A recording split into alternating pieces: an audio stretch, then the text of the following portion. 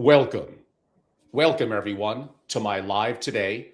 I'm Angelo Robles, and welcome to my At Family Office and Angelo Robles podcast. And for my members of SFO Continuity, always appreciate you.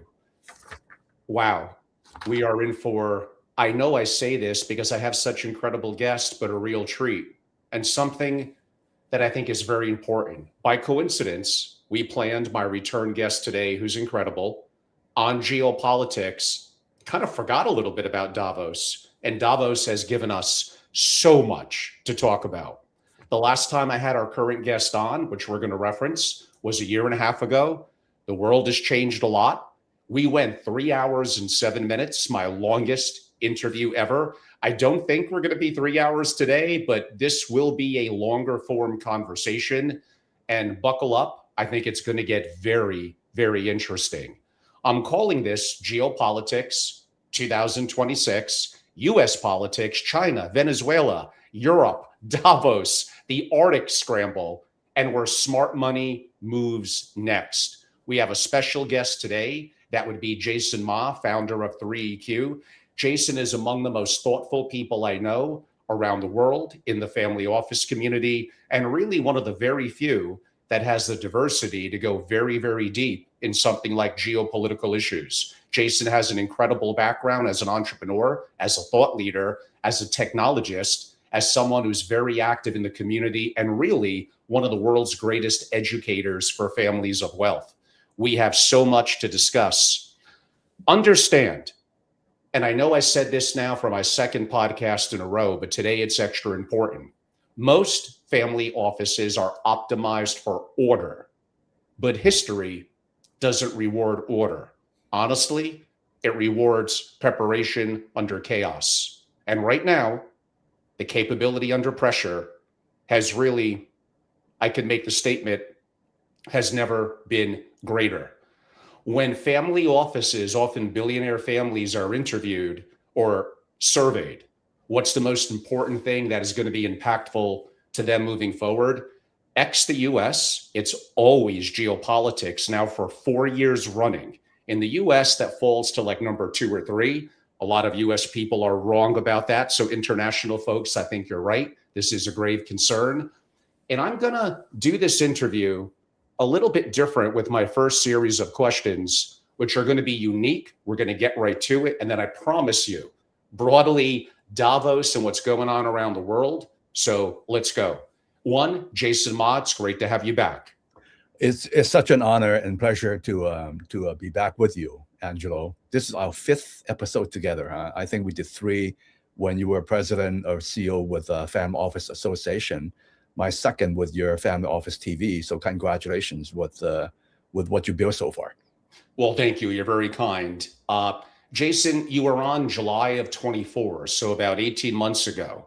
We had a deep geopolitical discussion that was heading into the elections here in the US. Obviously, a lot has changed. Trump won. I could state, rewrote some of the global order. What did, in a unique first question, hopefully it's not going to catch you too off guard, what did family offices get really wrong since I had you on last, especially last year, and effectively Trump's first year in his second term? Well, you kind of mentioned that geopolitics, governments are, to me, and also to one of the 3 founders of Call Our Group, Dan Aniello, we both agree that governments are probably the biggest risk. You have to really pay attention. So when you and I did that 3-hour plus powwow on geopolitics in July 2024, I think, that was during the election. Who the heck knows who's going to win? But after Trump took over and Trump 2.0, now I would say that it's like Trump 2.5. Absolutely, the global order has been revised. And there's a lot of things. So no one can predict that. And another key factor is the speed of the AI solution stack, the ecosystem, power, energy, infrastructure, chips, just like what Jensen Huang mentioned, right? The AI stack is sort of like a 5-layer cake. You got the chips, you got the infrastructure, the energy, the data centers that powers that. And a lot of family offices are into that. We see that day and night, right, in terms of deal flow. And then you have the, layers about that, the edge, the cloud AI, edge physical AI, and now it's all the rage. And then applied AI, which has so much potential and quite a bit of excitement there. I'm involved with that certainly. So I don't want to do any sweeping generalization and say that family offices got it all wrong. It really depends on the person, depends on the family, depends on the team. And some got it right, some got it wrong. And sometimes it's really an educated guess. But absolutely, I would encourage everyone to become more and more geopolitically, in addition to being financially, geoeconomically astute. I'm doing the same thing with my own family, with my Gen Z working daughters, as well as my private students and mentees. And for those of you that state that I tend to be generally very pro-American, and I do admit I wear some of my libertarian and perspectives on my sleeve, I am often wrong. I'm willing to have new information, and I do adapt my opinion. By the way, the last two guests I've had on were from Europe. Look at my interview with Philip Markovici, who self-admitted when I asked him, "Are you a globalist?" basically said yes. I respect Philip. We disagreed. I was more than happy to have him on, and I do recommend going to @Family Office or Family Office TV and watching it. And earlier this week, from Swiss in the UK, I had on Johnny Haycock, Macro and Gold. We discussed a lot. And again, I am open to disagreements so we learn. We're not looking for a consensus. I'm not looking for a groupthink. And I do want to be more interactive, like I was with Johnny Haycock, with audience questions. So be a little patient. I promise the best I could to weave them in. We called and discussed back then 18 months ago, and it's becoming to roost a little bit now with Japan, Bank of Japan, yen carry trade. Buffett now is massively in cash. What did, I don't know if I'd use the word we, but maybe many family offices missed, and you hinted at one, the massive rise of AI and a lack of understanding. I will agree with you, Europeans, on this. Americans do need to be better with their global perspective out of the US. They have to travel more and get more acquainted with different cultures and different things happening around the world. What was a massive whiff that may have cost families a lot of money? Timing, very important. I think when it comes to anything complicated or projects or anything important to you, to us, I think in terms of the line items in the critical success factors, timing is always very important. And for those that are able to have the, I guess, the mindset, the skills, the connections, the attractiveness, the communication capability to attract the right deals and get in early enough so that your multiple over invested capital on power, on grid, on chips, on data centers, and now, moving into the edge and AI, then your MOIC could have probably an extra zero to that, right? So I think rather than say getting all emotionally kind of revved up and kind of buying on all these deceptive headlines out there, be very careful. And I'm sure that a lot of you are in the audience are very sophisticated. I remember when I wrote for Forbes, right, for 5-6 years, and I became a star contributor, and a lot of my articles went viral, meaning a couple 100,000 views, 500,000 views, whole bunch of my virals, whole bunch of my articles. I learned a lot about journalism from the working directly with the managing editor and Forbes. And those headlines, you have to craft it very clearly. So for example, I wrote an article called When to Say No to Harvard. I did not say that. The guy said, Jason, your headline's boring, use mine. Okay, sure, you know what you're talking about. But what I wrote about is something not to say no to Harvard. It's really about something else, right? Kind of all the sort of, I'm not going to go into that. So I would say, got to be very, very careful with the legacy, with the mass media. And when I was I was doing a whole bunch of research. I had done dozens of hours of research before going to this talk, Angelo. And I find that 93% of all the news regarding a particular topic right now is really negative. But that's not what's really happening. what about all the good news out there? What about all the positivity out there? Why don't you talk about that in a weighted average that actually reflects truth? So what I'm seeing is that there's a lot of untruths, there's a lot of deceptions out there. Got to be very, very careful. So do real good research and don't get all emotional, but really kind of do deep research, and understand how the world really works. And that's my encouragement. So I think probably some family offices and families and investors kind of missed the boat a little bit, but it's never too late. I don't think there's a AI bubble per se. There's so much opportunities. The US is going to spend probably over $1 trillion or close to $1 trillion spending, adding directly into the GDP this year just to build out the AI infrastructure. There's so much to build, right? In addition to the layers about that.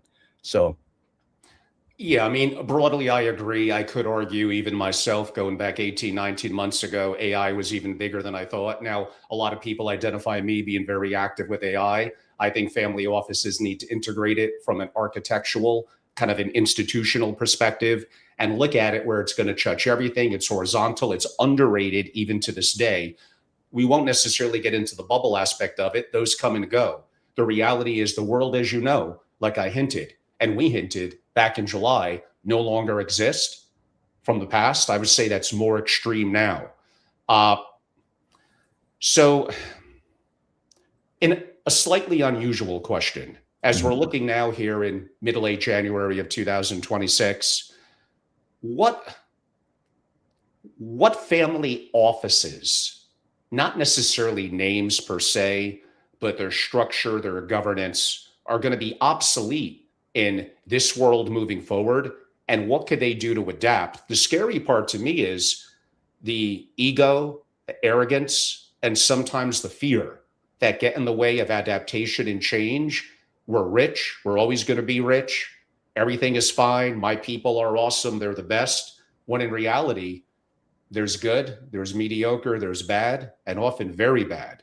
And honestly, most family offices, I don't think, especially in this world, are really prepared. So I tend to be a little critical. I know that gets me blowback and hate from the community. You may have a little softer or a different approach, but I think to a large extent, a lot of family offices, I hate to say the word, could be in trouble, but they're not going to be as opportunistic or even hedging risk as they could, not preparing for some of the things we're going to talk about today. How about you? What do you think?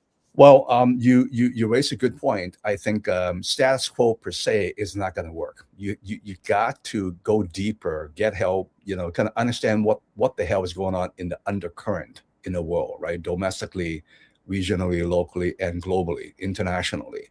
So if you keep, as a family office, single family offices, if you keep using the 2010 globalization playbook, if you will, it's not going to work. If you are sort of ignorant on not really adapting and using and being resilient and recognizing and not really kind of powering your family, your team in your family office to be to what I call becoming world-class learner. Learn critical, complex things, especially AI, as quickly as possible and apply it. You're going to get left behind. So I think it's a matter of its resilience against all the geopolitical and political and governmental volatility, the turbulence and adaptability, the speed of making precise decisions. Don't just sit around. And it's sort of like whenever I hear investors investing in early stage AI tech startups, they say, "Oh, I'm not going to invest in it until we do massive due diligence and read analyst research and all that." By the time you do that, you're way the hell too late. You're about 9 quarters, 3 quarters, 9 months too late, and you miss the deal. You have to have the visionary growth mindset. And my encouragement to everyone, my family included, as well as my friends, my private clients, my own tech company, is that the adaptability and the ability to make good, precise decisions under pressure, under stress.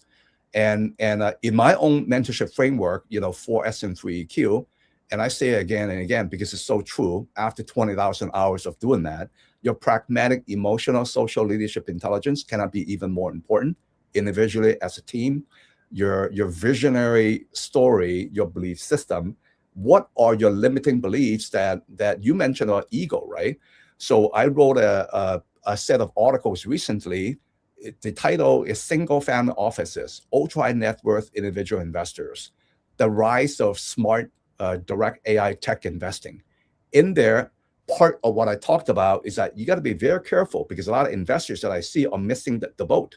It's your big ego, it's your fear, it's a fixed mindset versus a growth mindset, and false assumptions. I see false assumptions all the time from my friends and connections that are otherwise very intellectual, very intelligent, but they force themselves and make decisions and actions or indecisions and inaction in ways that's based on off the mark assumptions. Once your assumptions and beliefs are off the mark or wrong, you're going to make the wrong decisions. It's that simple. So reflect a bit. I think it's very important. I think you have a few more dozen questions for me, right? Oh, yeah, probably 40 or 50. I'm going to make a comment to really kickstart our more geopolitical discussion, which will probably be 2 hours plus. We'll see how that goes. We're both opinionated, so it could be intriguing, and I do want to involve the audience. I will start with a little bit of a comment that doesn't need feedback. It'll kickstart our conversation from questions I'll have in 1 minute. Listen, I understand from the global perspective, we're both travelers. Generally, a lot of the world, specifically Europe, and we're seeing World Economic Forum, aka WEF, some call it broadly Davos. So our timing is perfect for what we're doing. Is Donald Trump, our current president, in my perspective, an incredible unifier? Is he willing to look past, not let ego get in the way? He's imperfect with that. And I do agree, for those that could be critical, I do question his ability to be a unifier. Do I think that with ICE and certain immigration issues, it went one notch too far? But protecting the borders is the most important thing, foundationally, I believe, that a president could do. But I would disagree with some of the ways it has been handled. Do I like talk about a third term, aka king? No, I do not. Do I like some of the self-dealing and interest things that I see going on? No. And I don't know, spend appears to be happening, whether Democrats or Republicans are in order. I am willing to vote, whether Republican or Democrat. I'm not locked in either way. Every candidate's going to be imperfect. And we have one who's a president now that I think does some things very, very well, but certain things that I very much would disagree with. I'm going to come at you with 3 comments that are effectively coming out of WEF. And I would like, we're going to basically riff upon this, and it's going to come hard hitting, everyone. European countries, let's just be honest, they're incredibly stagnated. NVIDIA alone, admittingly the largest one in the world, one US company is worth more than Germany, France, and UK stock markets combined. I believe NVIDIA, quote unquote, has greater value than the entire, quote unquote, Canadian economy. Europe has wickedly low fertility rates. They are, I don't know, like they're going to disappear with the cultures and unifying morality that we know from the countries in relatively short order. And rather bluntly, and here's the hardest hitting one, you're just not competitive on anything related to high tech, not blockchain, not crypto, definitely not robotics and AI, certainly not space tech or drones. Absolutely nothing. And it's concerning to the future, including some of my cultural heritage, my travels to Europe, my enjoyment of it, and it leaves me very frustrated. So I come out here banging, taking some riffs from Davos. I'm not the biggest fan of this globalization. And even 20 years ago, I wasn't a big fan of Davos, but that's just me. So I come out swinging there, Jason. What do you think about what I said? Man, there are a couple of questions embedded in there, but since Davos is still going on now, let's probe into Europe. And when Ursula, the EU president, made the speech yesterday about the new initiative called EU Inc., my immediate thought is that, okay, we'll see about that. You're right, Angelo. You mentioned that Europe has been suffering from a bit of a, I would not say degrowth, but it's, you really need to have innovation. You really need to, it's kind of like building a company or as an investor. You want to, your portfolio companies, or as an entrepreneur, you want your company to build great value for customers and partners and return big bucks. As a byproduct framework, the benefit to the investors, to the founders, senior executives, right? And you also want to mitigate risks very carefully.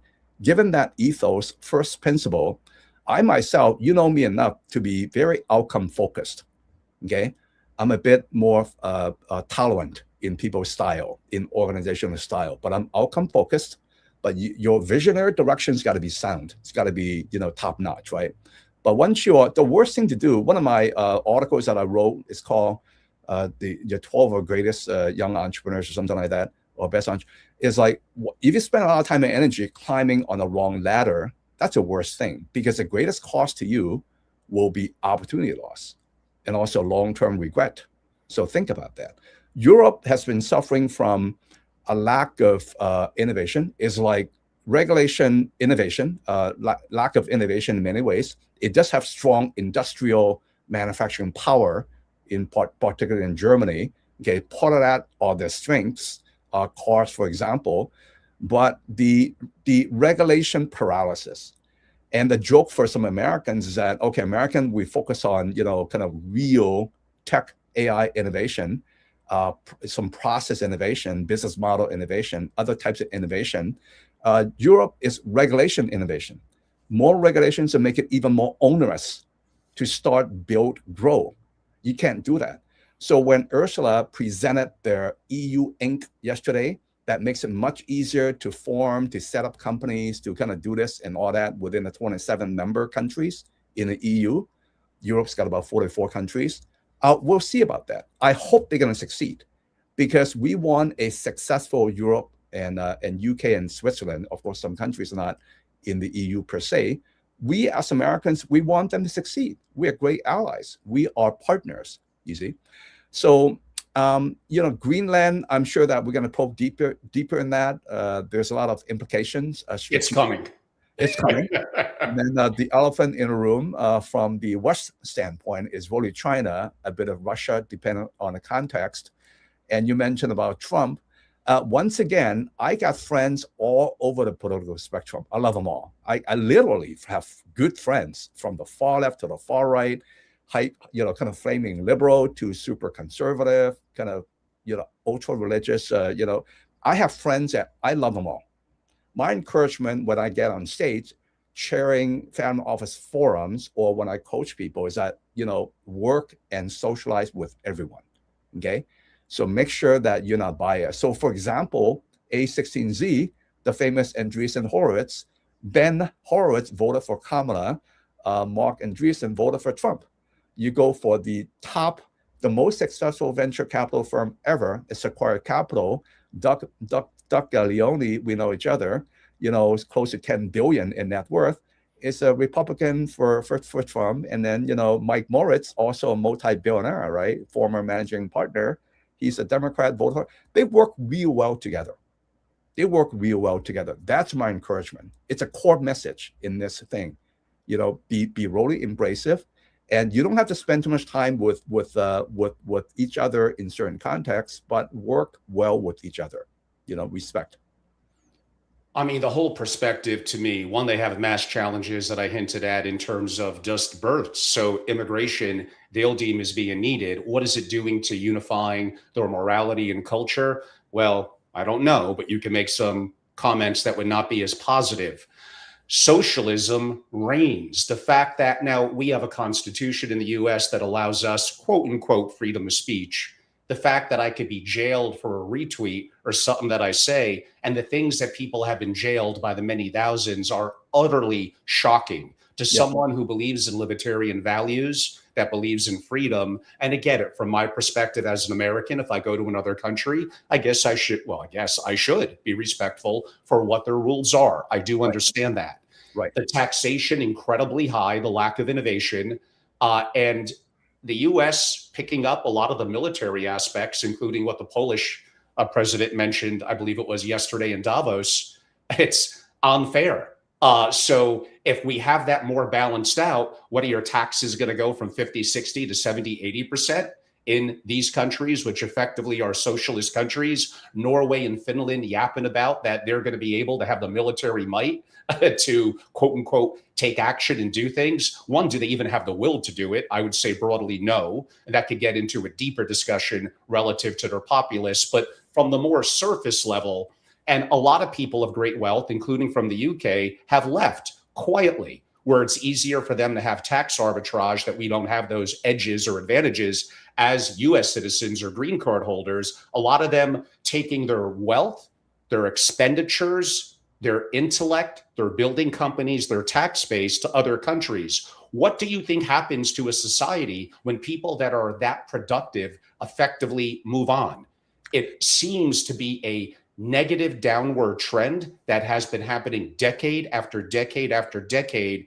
And I don't mean to treat Europe as one. They're individual countries, although some part of the European Union, I do understand.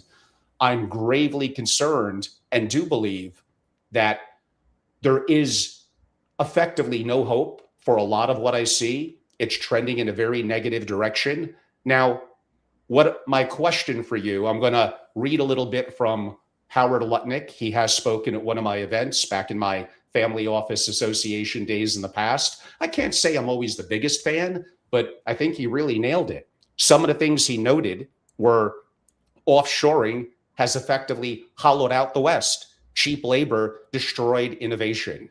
Net zero made Europe dependent on China. Sovereignty begins, well, with borders. Obviously, nations must control their industry, energy, and effectively medicine and infrastructure, and that hasn't happened. Now, has that, you could state, lower cost of goods, maybe that's good. It probably did serve a purpose at a time in the past, but we're not in that time now. We're in gravely challenging times. And that promise of globalism, that socialistic perspective, I think effectively Lutnick nailed it better than I could. To me, it's been a dismal failure. Mm. Angelo, we could, in this conversation, we could go one or either ways, right? I could go with you in terms of jumping around, or we stay with global, the US, go macro, go micro, and then Europe, UK included, and then we'll go China, Venezuela, Greenland, etc. And because there's a lot of questions within each topic, if you will. But I think on a macro basis, what's really going on is that when the U.S. sneezes, much of the world gets a cold.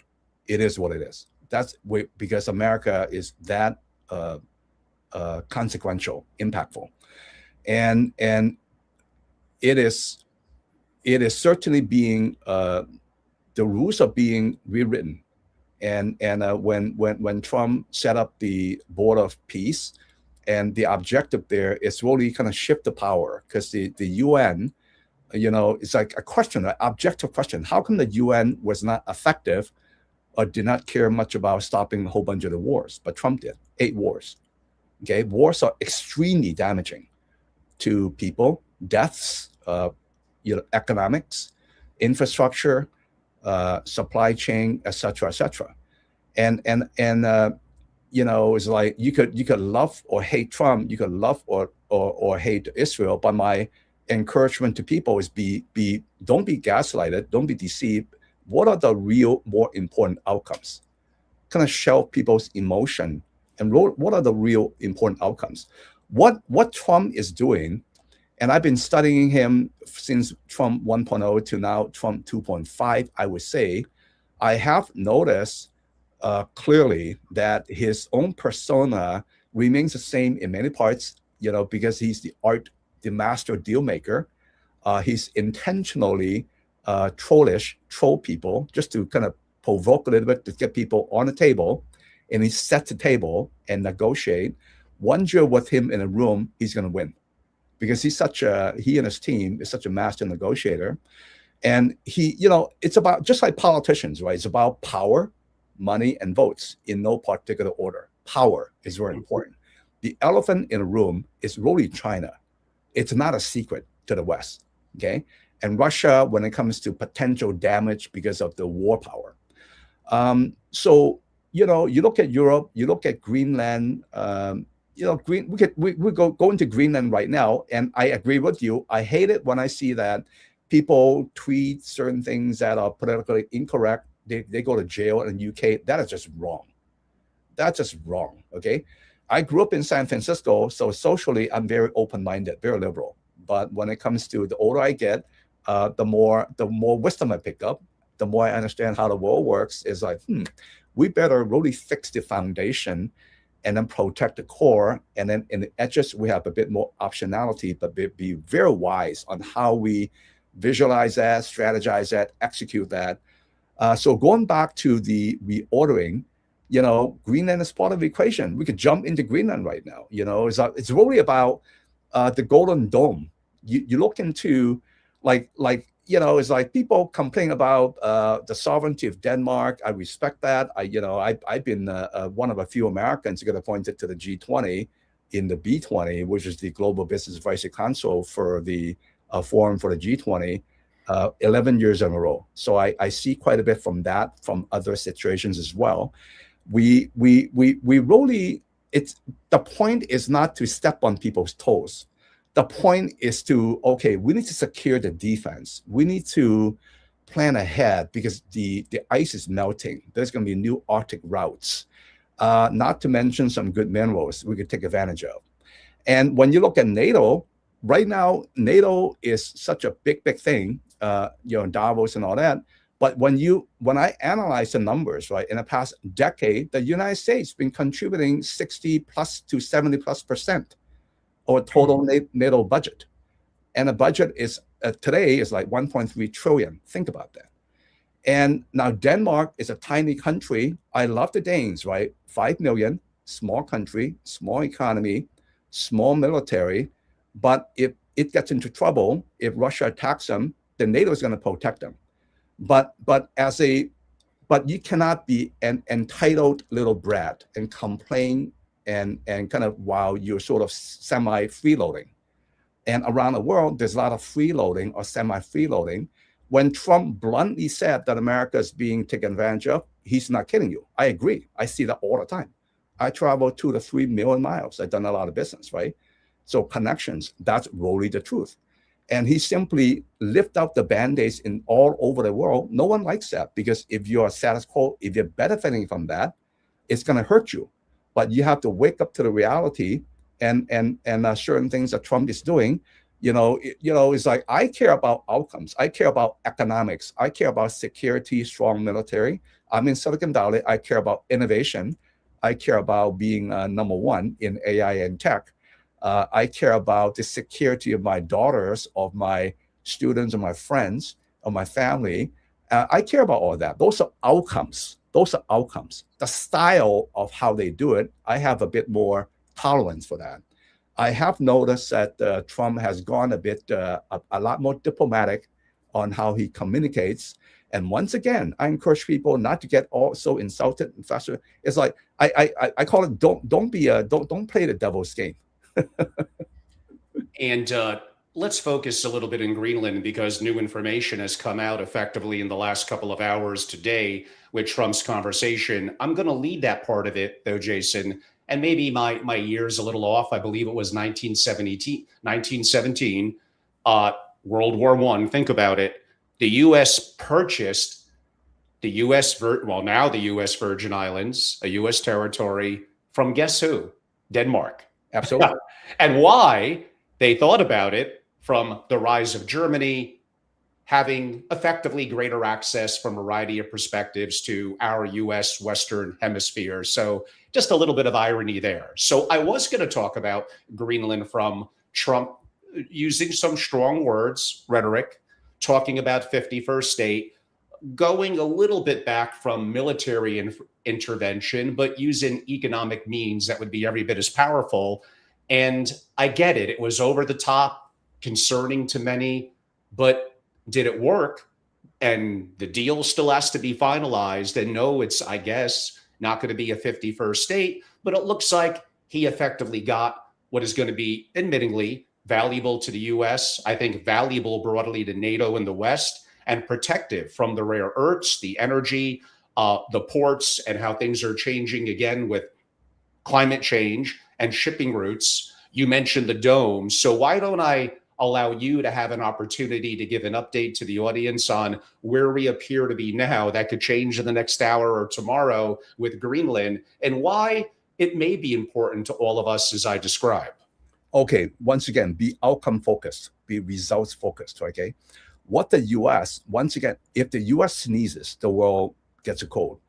If the U.S. is weak in NATO, NATO is going to be super weak. Okay, that's a derivative effect. It is that simple, because it's sort of like you know,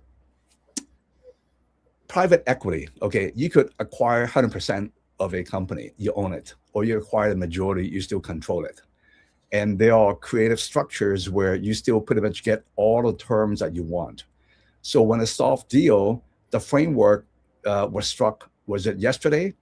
And my educated guess is that it's rather favorable for the U.S. and implicitly for Europe. Seriously, because once again, what's important to America is defense and also potential offense. And I'm not going to spend too much time going into the military implications, but land, maritime, sea, space. That when I, in fact, I had the globe in front of me. Did you guys know that the tip of Greenland and the tip of Alaska is only about 1/2 of the length of the continental U.S.? They're actually not that far off. Okay, when you look at two-dimensional map versus a 3D thing, and I encourage Americans to really kind of get to know where Israel is, because a lot of Americans don't even know geographies worldwide. So, that is true. When I travel so much, right? So many Asians and Europeans and Middle Easterners, Arabs know a lot more about America than America know about them. Let's be vigilant. Let's be earnest. Let's be a bit more vigorous. Be more vigorous and becoming a world-class learner, really learning about how the world works out there. So going back to Greenland, I believe that when it comes to military, defense and offense, check. When it comes to the potential maritime dominance, protection, you don't want to have Russia or China, it's public information, nothing new, okay, to have their say and ways to kind of send their submarines and ships all over the place, right? You want to have control on that. It is strategically and pragmatically very important. Not to mention a bit of minerals that are rather sizable in terms of raw critical minerals, whether it is under land, mostly under deep ice. And that also has quite a bit of investment and business opportunities when you look at the whole stack. And I remember when I met with the number 3 or number 2 guy in Saudi Aramco, which of course the biggest oil, Saudi Arabia, right? Saudi Aramco. And I was helping an enterprise do a humongous project, a bit of a global rainmaking, major deal making. And I learned that, when it comes to oil extraction, it's upstream. And you got a horizontal, the transport, horizontal logistics, and then the downstream. Downstream is where you produce from crude, from rough black oil, I'm simplifying things, into products, right? And then at the very end, you have to really refine, because of sulfurization and all that, it's very complicated. So it's like business. There's a lot of business opportunities all over. Venezuela, not to mention the geopolitical, the military, but there's a lot of business and investment opportunities. Of course, some investors and companies want to get some certainty that they're not going to waste, and the risk is too high, right? So risk tolerance. So I'm sure the Trump administration is working very hard on that to stabilize it. And then Cuba is going to be very interesting, because they depend on quite a bit of advantage of oil. We could talk about that as well. So going back to Greenland, I think in summary, I think we're going to be securing what we want from an American standpoint, which is exciting. I agree. And even Samuel in comments notes it's essential, meaning Greenland, for America to assert dominance. And I know some from other parts of the world may look at that as a little bit of cringe. I understand. I have to look at it from the perspective, thinking globally, of what's going on in the Middle East, challenges with Russia and China. And China, we'll get to them, is not only an incredibly worthy adversary, they are definitively ahead in certain areas that I think may be gravely challenging to the US and Western democracy from my perspective as I look at it. Uh, I do want to cover a little bit, staying within the Davos, as I'm calling it, framework. BlackRock's Larry Fink, and I'm going to read to make sure I get it correctly, told the World Economic Forum in one of his conversations, the world must move faster towards digitalized currencies. I'm okay with that. I'm very fluid in that. And he's not incorrect. It's the second part of it that would cause some concerns and make a lot of people, where even people from the left and the right may agree with me broadly on this, the concept of globalization, the concept that he talks about under a single, that's the issue, a single unified blockchain to reduce corruption. So that blockchain, where our capital is or will be, as he wants it in the future, that governments could stop the spigot. I have no access to my capital because I'm not following their clean energy initiative, or I'm eating more than 5 pounds of meat per month for family. I do not like any of those conversations. He's a smart man. They're a wonderful company. I'm sure they do some good. But that kind of talk, that Klaus Schwab type talk that he's taking more of the lead on now, meaning Larry Fink, one world order, I hear that and I think of to the impact of you're going to owe nothing and be happy. And I know that was a little out of context from when Schwab said that a couple of years ago. What do you think about Fink's perspective of that single unified blockchain to quote unquote reduce corruption? I admire Larry Fink for his smarts and might, and a great leader, leading BlackRock. I think he's an American treasure. Congratulations to all the folks that have been successful financially and whatnot in crypto and blockchain and all that. There's a lot of business in that. Great for them. But decentralized in some ways is good, I guess. But you got to be very careful. Once you have a global order controlled by some centralized powers, very, very dangerous. Very, very dangerous. So, like you mentioned, if certain higher ups, whether it is public sector or integrated or hybrid private sector or PPP, public private sector, have great control globally, digitally at the fingertips, it's extremely dangerous. Now, I'm not going to talk about faith and Bible and all that, but for the couple of billion Christians out there, for those that are devout and understand Revelation 12 and 13, you know what I'm talking about. The beast system, you don't want that because that you're going to accelerate, what the Christians would call end times. Let's skip talking about that in this particular conversation. So, got to be very careful on talks like that. I've been once again, I'm one of a few Americans. There's only a handful who get appointed to the B20, the G20's official business forum. I see a lot when it comes to multilateralism, and I've been sitting in a future of work, education, human capital, skills, employment task force for the past 11 years, right?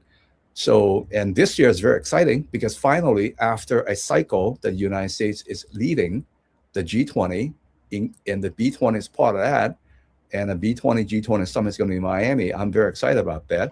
So, and I'm sure that we are revising a few things. My caution to all my friends and connections here: be very careful. Do not allow centralized digital control global. Yes, and the key word there is centralized. The key words to me would be programmable, quote unquote, money. Might this be inevitable? It might. I don't want to see it in my lifetime. And certainly something, again, a believer in freedoms, that is just not acceptable to me. There is a question that came in that would bring it back to effectively family offices and looking at it from a risk perspective, so to speak, from Xavier. It's a little bit complex. He states regulatory shifts, counterparty risk, jurisdictional hostility, the quiet arrival of a war economy. Family offices model these or separate contingencies. How many have prepared as a single condition, which is arguably, like we began with, a new world and way more chaos. That goes back a little bit to the earlier question that I did ask you, Jason. You travel the world, you meet with the super rich and family offices. Where are they falling short understanding some of the things that we are discussing? I particularly like the part Xavier noted on counterparty risk, gravely underestimated by the majority of family offices. Right.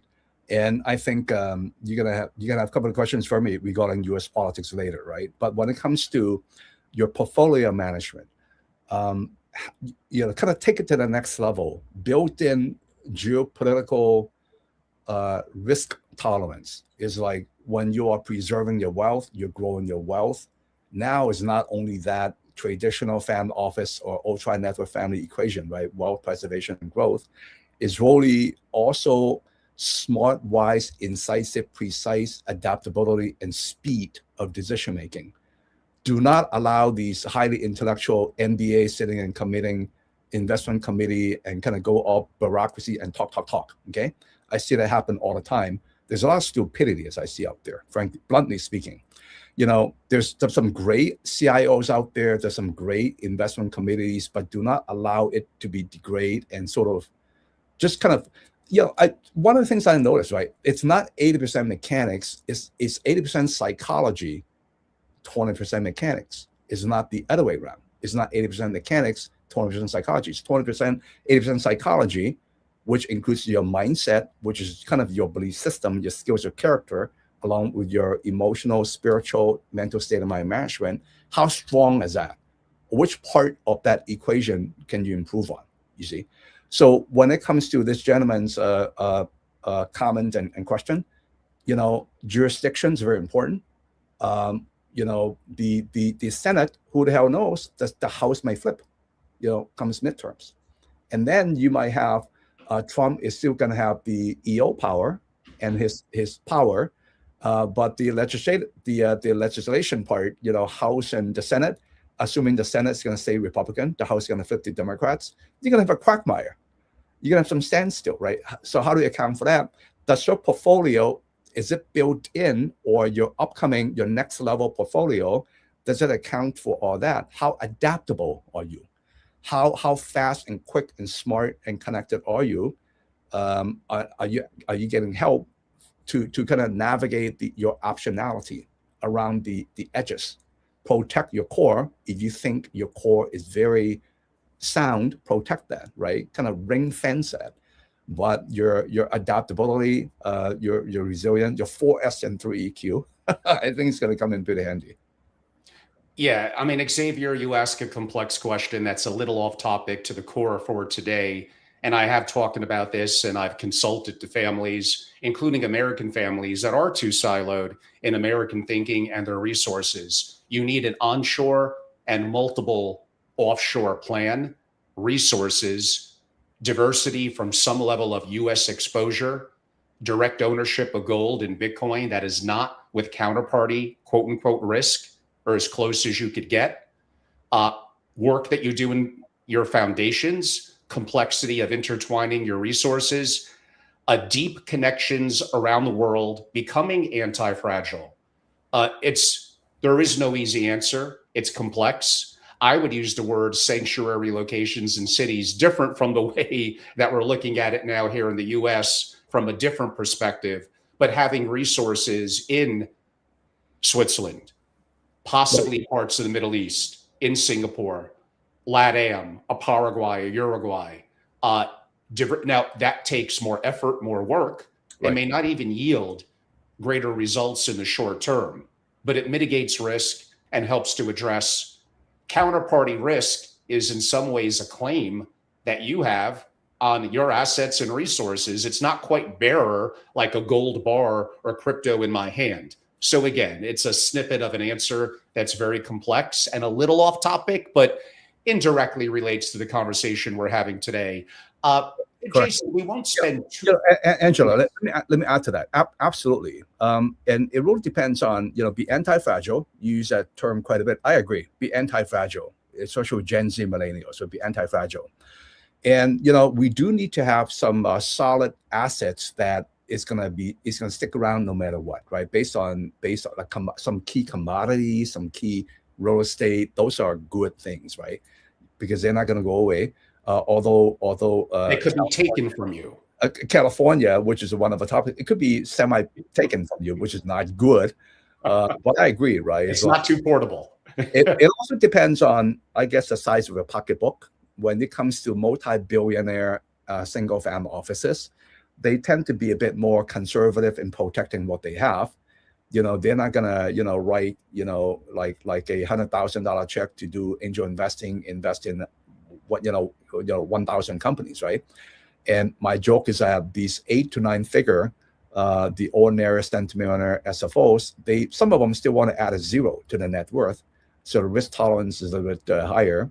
But some, yeah, absolutely, certain. I'm not gonna mention particular countries, but you do have to diversify in ways where it's not diversification. It's really built in geopolitical resilience. Because once again, governments and geopolitics are probably the biggest risk. You have to stay on top of that. In addition to use, like, one of your core, Angelo, you're pretty good in doing that, is helping your clients build AI into the family office process. It also depends on the type of family offices, ultra net worth families. You could be mere 8 figures, you could be 11 figures. Those are different equations. The irony, my audience will be surprised coming from my mouth, doing that wrong or over reliance in some ways currently, including with AI, could actually make you more fragile. So there's complexities and nuances to that. And even the other aspects in terms of what you said, agreed. And again, Xavier, it's a complexity of answers that is not so easy. And the Gen Z generation, and I'm being broad, that Jason brings up, they're not showing a lot of anti-fragility to me. We may get to that when we talk about the massive rise of socialism in the US, Mamdani as the mayor, and kind of the why, and trends that we're starting to see, but we have a long conversation. I won't spend too much time, but a couple of things have come in saying, and I don't think Davos has addressed this too much, but I might be wrong. And it's in part of the world that I'm not quite as fluid in, so I'm going to throw it to you. And that would be the Middle East, mainly in Iran. We obviously bombed their nuclear program, meaning the US, last summer. There's insurrection in the streets. We're hearing different things. I don't have a complete picture. I don't know if it's been heavily covered at Davos. You're more experienced in that part of the world. What do you see going on? And why should family offices care, and what could they do? It's super important. It's multi-layered. Okay, I would start off, all my Persian American friends, Iranian American friends, they're all successful in business. They're very good people, and a lot of them are very tight knit. I love them. Okay, and I bet you when you go to parts of Iran, a lot of them are actually, they want a bit more freedom. They want they want prosperity, just like the West. Okay, now so like when it comes to faith and religion, there's a bell curve, correct? You got the far right, far left, blah blah blah. You got all sorts of devouts, non-devouts.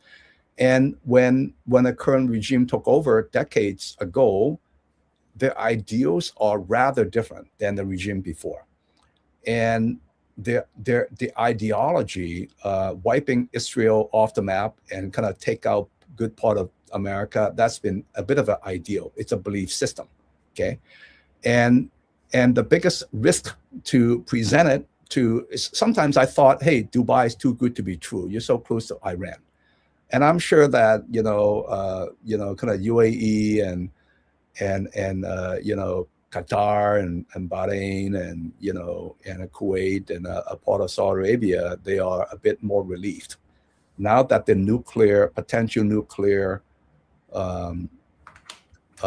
weapons of mass destruction powered by Iran, that's been quite diminished, if not semi-permanently. Now Iran could choose to build new ones, but I don't think the U.S. is gonna let them accelerate in doing that. Now, and another thing is, because the ideology of the leaders are still there, and let's face it, in plain speak, the masses are not happy. The masses are. I'm very saddened by all the killings and all the things, which is not surprising. So I'm hoping for there. I would not be surprised to see an actual regime disruption in the next 12 or 24 months, if not sooner. Whether it's gonna, one foolish things that Americans did in some countries over the past decades is try to replace their Arabic culture with Western economics. Things don't work like that. Respect them the way they are. Don't change their DNA, but kind of integrate and help them out in ways where there's a lot of investment, a lot of business opportunities while you're rebuilding things. So in summary, I'm a bit relieved that Iran has lost quite a bit of the war power, and Israel is actually extremely capable. If Israel and the US decide to take out Iran, we could actually do it, but we're not going to do that unless there's a need to. So in summary, it's sort of like when it comes to Middle East, when it comes to Arabs, right? I come from Hong Kong. I come from British Hong Kong culture. I speak fluent Cantonese. I speak Mandarin as well, basic. But I'm more American. My joke is that I'm probably more American patriotically than the majority of Americans. And I love the world. I love the United States, right? And my mom come from China. I love the Chinese culture. I love the Chinese people. And the one thing about I'm sure we're going to talk about Taiwan a little bit here, but you have to understand the magnitude of what the face means to these people. The face, right? America, we all have face. We all have pride and ego up to a certain point. When you exceed that, it's not good. But there's some basic pride to that. That's fine. So you have to understand how they really think. And but if one sees that it's going to be very destructive to the West, then we have to do something about that, because stopping that destruction is far more important. And I'm just gonna, it got under my skin in a good way, Xavier, but your question, meaning in the comments that we addressed a little bit, I want to throw something in because it does broadly relate to our discussion. As a reminder, governments have the ultimate power, including of violence. My guest I had on, Markovici, last week noted he wouldn't be surprised, and he's very much on the left-leaning globalist perspective, and I do respect him. Noted he's not so sure that to stop the outflows of capital and people, that governments in the future may not put controls like, hey, you're a citizen, you can't leave. Also, Xavier, I'd look at what I call the liquidity illusion. You think you're liquid until you're not. The definition of true wealth, maybe it's what you can access and deploy when systems are hostile and broken. Suppose you can't get your stock brokerage accounts. You can't liquidate into a bank. That's where things like gold, Bitcoin, cash at hand, multiple currencies, and an extraction plan from your country. And I'm getting a little bit deep and serious there, but you're entering a little bit of my world and some of the things that I deal with, and I felt I wanted to bring that up. Okay, Jason, we're going to turn a little bit to an important topic. It was very important 2 or 3 weeks ago. Then other things come up, Greenland, Davos, and that would be Venezuela. So obviously, Maduro's out. So who controls exactly Venezuelan oil sector now? Is it the U.S. government, remnants of Chavista bureaucrats, international consortium? I'm not really sure. What insight do you have? Whether the U.S. government controls it technically per se, I'm not too worried about that. But I think we do have sufficient influence and sufficient. I think we have adequate pathways to move in a direction that is going to be favorable to the U.S., favorable to the Venezuelan people. Guarantee that the masses are relieved that Maduro is out, because you look at the economic downturn, the sufferings the masses have gone through. Okay, never mind these news outlets with their own agenda, provoking certain parts that are anti-American, anti-Trump. Never mind that. There's a lot of deception there. There's a lot of good there, and there are a couple of layers or a couple of elements. You have the you know, the the elephant in the room, some of you know already, is really kind of China, a bit of other countries being very invested in Venezuela and other parts of Latin America, Africa, other parts of the world. Okay. So part of what the US government is doing is to adjust that equation, create revised pathways towards the future on which we could execute nationally and also in favor of a private sector. So when it comes to the power adjustment, it's very important for us. Not to mention a hyper important part, and that is to keep on accelerating the minimization of illegal drugs that's been so destructive to Americans. Of course, there's a supply and demand side, right? There's a mentality side, there's a mental health side, there's a supply side. So those are different topics, and like taking out verified, taking out real narc boats, kind of, and then for those semi-illegal or semi-anti-American tankers and all that, those are things in favor of the United States. And not to mention, Venezuela has got so much, liquid gold down there. It's the truth. It's one of the few countries that's got a lot of still untapped, oil that are rather crude. Imagine if you're Saudi Arabia, right? You're allowed to drill, and do business, right? They'll be laughing all the way to the bank, right? Adding a lot more revenues and margins. And the U.S. has got a lot of potential there. And I'm sure that the Trump administration is setting the table so that it'll be a bit more confident and secure, and the probability and the risk mitigation is going to be laid out a bit more. And so we'll see how that plays out when it comes to the actual regime, the government components, the people. We'll see how that plays out. I'm curious on the next 12, 18, 24 months about Cuba, because Cuba has been quite dependent on Venezuela oil.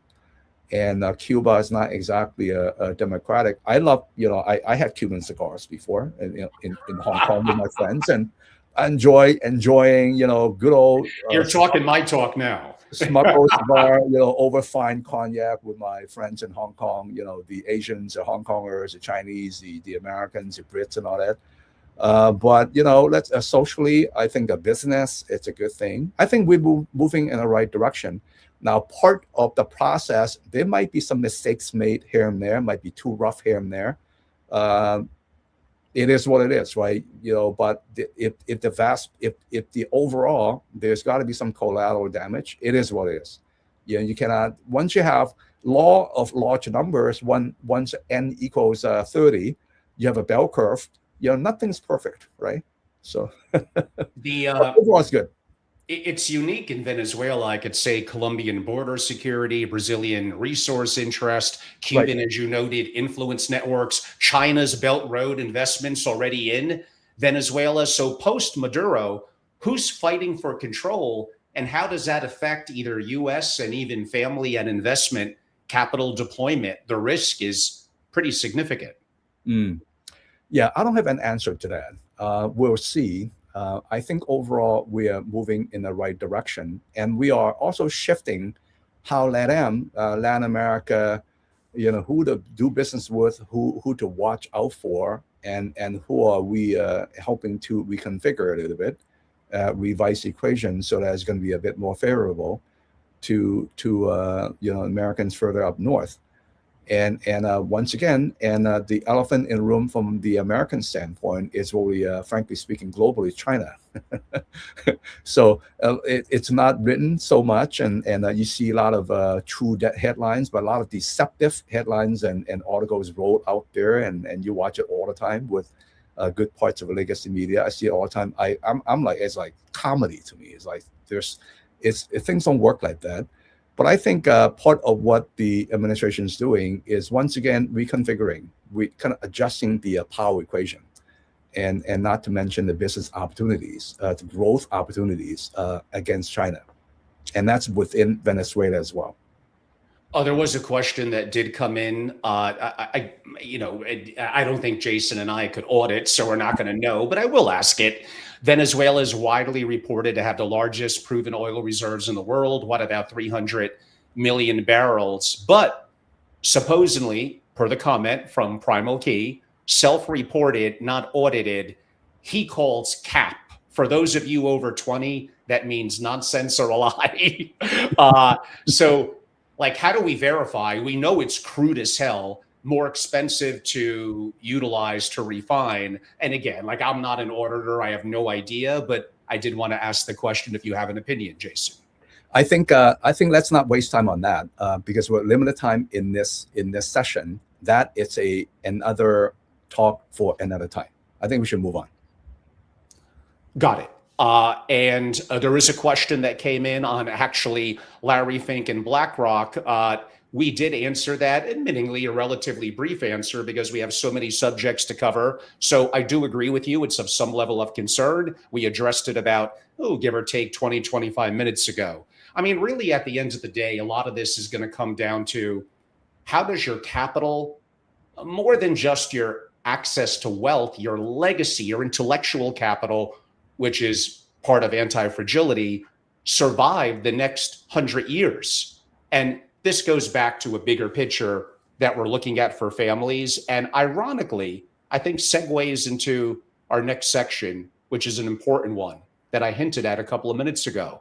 The rise of socialism in America. Now, I did cover with David L'Esperance the California wealth tax, but I'm going to throw it to you since you're very active in California and in a hotbed of where Ro Khanna is and a lot of interesting figureheads in California. The concept of taxing something that hasn't been realized yet, unrealized capital gains that may go down in value while you're taxing, you think it's only going to be for 1 year and only the billionaires. Sure, taxes are only for 1 year and only for the billionaires. You know that's going to trickle down. Right. And you know, to a lot of the blue states that are struggling, Illinois, New York, Massachusetts, they're going to think that's a great idea and want to do it. What is your perspective and what are you hearing in the backyard of San Francisco where you're primarily based? Right. You have two sub-questions here. You know, the macro is rise of socialism, and the wealth tax in California, it's a subset manifestation of that. Okay. So for those that might not be well abreast of the wealth tax in California, there's a proposal written up by some union backed by some highly intellectual professor and lawyers, of course, that proposes to tax 5% of the total wealth, whether it's liquid, illiquid, of those that are thought of being billionaires. Okay. So that means that your public holdings, your private holdings, your real estate, your home, your stock, your private company tech holdings that are not liquid yet, your companies, your portfolio companies are not exited, they're gonna tax 5% of your estimated total net worth. That means that there's going to be a lot of auditing, a lot of checking, a lot of examining. They're going to be peeking. It's kind of like you must open the door to your bathroom. You're naked. We're going to have to take a look no matter what. Okay. And the most dramatic example is that Sergey and Larry of Google, I think the Democrats, I think they left, technically speaking, at least illegally, because if that potential piece of legislature is going to get passed, and they have to collect enough ballots and all that, and go into and get votes and stuff like that. If it gets passed later on this year, it could be retroactive to I think this month, January 2026. Okay, this scared the daylight out of billionaires. That for those that are not so gaslighted and so freaking naive, they know that once already we're potentially losing $1 trillion in potential tax payments to the state of California, or some. I don't know what the math is, but Larry and Sergey, here's another dramatic negative effect on steroids, because they have control over Google, even though they own just a minority share of the Google shares, of Alphabet shares. Google's underneath Alphabet. they have this kind of type B stock where they have, I think, 5 to 10x the voting power. That means that based on the voting power, they could be paying much more tax than they're worth over $200 billion. They're worth about $200 billion. That means like they could be taxed based on an estimate of like $1 trillion each person. 5% of that is like $50 billion. Who on earth would like to pay the state of California that type of tax, right? That scared the daylights out of a lot of billionaires. Unfortunately, some have left. And Peter Thiel and Larry Ellison and a lot of the people that are in the know better than we are. And there's a lot of people thinking about leaving. I'm even thinking about adding a new home somewhere out there in a different part of the United States. And that's not good. I love the Bay Area. I'm a Californian. I'm a Northern Californian. You know, my family and I, we love the Bay Area. It's beautiful. San Francisco is so beautiful. We love it here, not to mention the tech innovation and all that, right? It makes me sad on how stupid people are. You know, now the genesis of that thought being written on paper is that it's socialism at work. Hey, why don't we tax the rich and let them pay for the dysfunctional over budget that we have? California is like tens of billions, kind of underwater, but when you look at the hundreds of billions of dollars of budget that the state spends, a lot of them is really, and in fact, I think the Trump administration is going to crack down on that. Minneapolis is icing on the cake. It's like tip of the iceberg, okay? And that all the billions and tens of billions of disruption of corruption being discovered by some of the Somalis in there, it is those are true, okay? And what I'm noticing is that it's kind of like, okay, you got all these billions and tens of billions going into the thing, but a lot of situations even got worse, like homelessness over the years. Right? It's getting a little better, which is good in San Francisco, in the Bay Area. San Jose, Matt Mayen is doing a great job. Okay, they're both Democrats. You know, San Jose is the biggest city in Northern California, including Silicon Valley. They're both Democrats. They're centrists. They're pragmatists. They're doing a great job. They're anti this wealth tax. Okay, and you know, so in summary, if that happens, if a lot of the potential tax paid by the rich, by the super rich, are leaving, that means that who's gonna pay for it? It's gonna trickle down to the middle class. It is that simple. It is simple math. So it's like victimhood mindset versus victor mindset. So the socialism part of the tenets, one of the tenets is the real victimhood mindset. You know, play some Robin Hood and kind of like, you know, bitch about the rich, but they're lazy asses. They don't believe in growth. They, you know, it's like Memdani, my daughters are in New York City. I'm a little bit concerned about that. Of course, that's a separate conversation. It is just it's anti-growth, anti-entrepreneurship, not to mention all the regulations that are so onerous. You look at Pacific Palisades, part of LA last year got burned down. Okay. I got a close colleague of mine, his son and fiance house got wiped out. And not one single house is built. The regulation, the onerous process, okay, run by these crazy local governments that value safety over pragmatism, but it's like overdone. Once you have a communist single party state and government, then things are getting out of hand. It's like things are not happening. It's so onerous getting permits. Building is so painful for the ecosystem to work, to rebuild. I mean, that's just part of the symptoms of what's wrong with socialism. I could go all day long. Got to be very careful. Socialism is a cousin of communism. Okay, socialism is a cousin of communism. You don't want communism in our country. It's going to be devastating for the country. You know, with the California wealth tax, when Newsom is against it.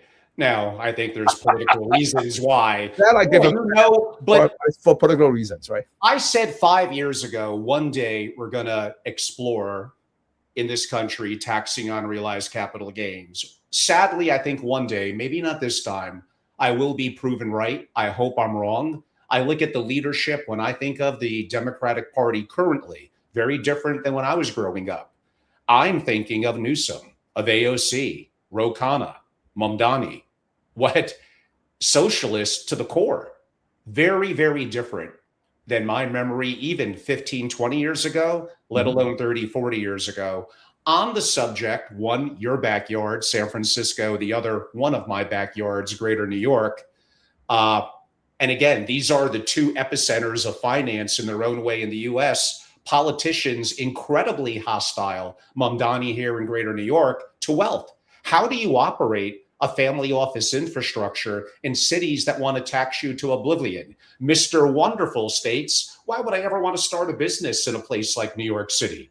Why would I want to have a family office based from their taxation and all that, and just the lack of respect and value that you're bringing in taxation and intellectual value in hiring people, in spending capital and resources, driving it all away what appears to be primarily to Florida and Texas. I don't think Florida wants a lot of the New Yorkers, even the rich ones, anymore. They may have enough.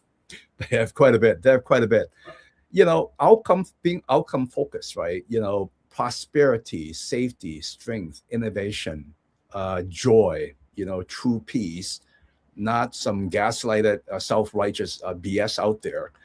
It's a great concern, man. New York City, I'm very concerned. A lot of people are very concerned. I know a lot of my friends at high places are very concerned.